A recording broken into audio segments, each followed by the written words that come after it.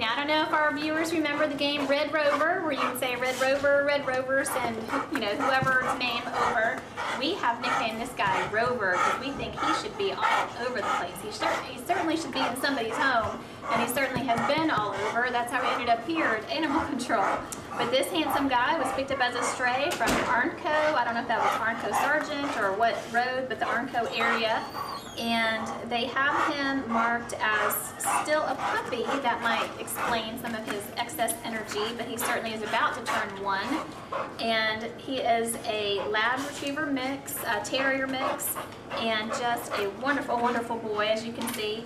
And we always get him so wound up before the show because we just can't, or before they go on their segment, because we just can't wait to give them a treat. So we give them one before they go on, and of course this is what we get. We get a very over-the-top excited dog rather than just an excited dog. But love, love, love this boy. Happy tail, just whapping me on the leg. Just go right ahead and whap me with that tail because we want you to be a happy boy. But Rover is in B10, that's his kennel number, and he is just hanging out with us. And I tell you what, this guy is really special. He definitely wants to be somebody's best friend, and we hope that that best friend is you.